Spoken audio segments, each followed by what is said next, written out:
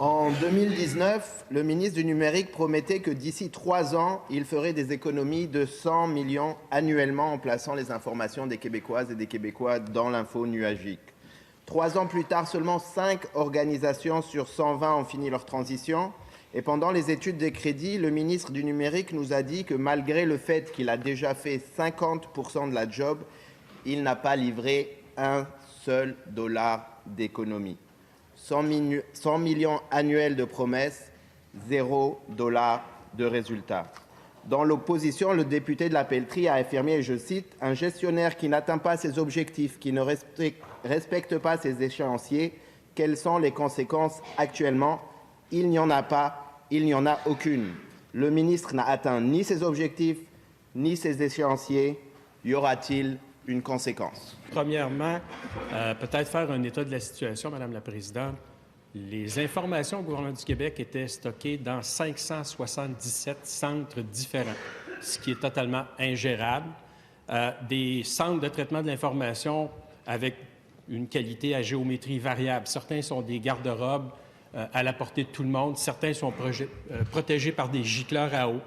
Je pense que le collègue va être d'accord pour dire que ce n'est pas une bonne idée parce que ce que le feu ne détruit pas, c'est l'eau qui va s'en occuper.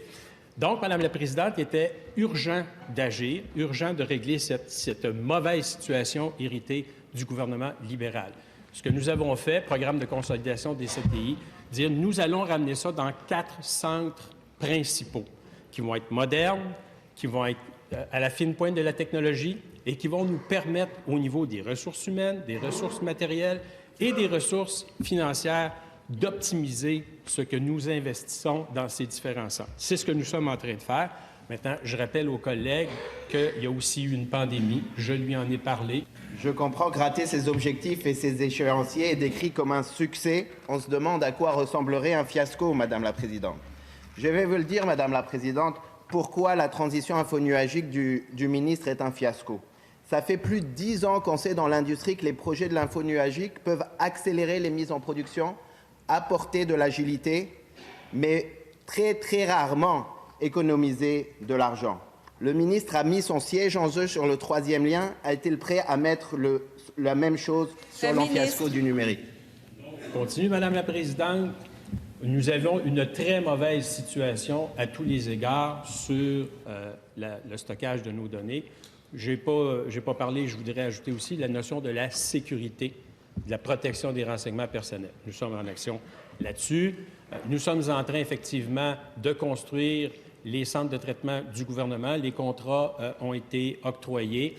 Il y a aussi la désuétude technologique qui fait en sorte qu'il y a une transition à faire de la situation actuelle vers la situation optimale que nous souhaitons obtenir avec ce programme-là. Et Madame la Présidente, je rappelle aux collègues que le programme était sur 10 ans. En terminant. On est quand même assez loin d'avoir atteint les 10 ans en question. Le décret parlait du 31 mars dernier, Madame la Présidente. On s'apprête à dépenser 10 milliards de dollars sur 10 ans en transition numérique, une transition importante pour le Québec.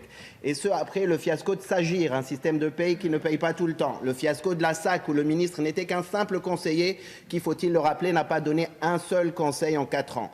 Et maintenant, le fiasco de la transition de l'infonuagique. À part le ministre, est-ce qu'il y a quelqu'un ici dans le gouvernement qui pense encore qu'il est l'homme de la situation pour la transition numérique?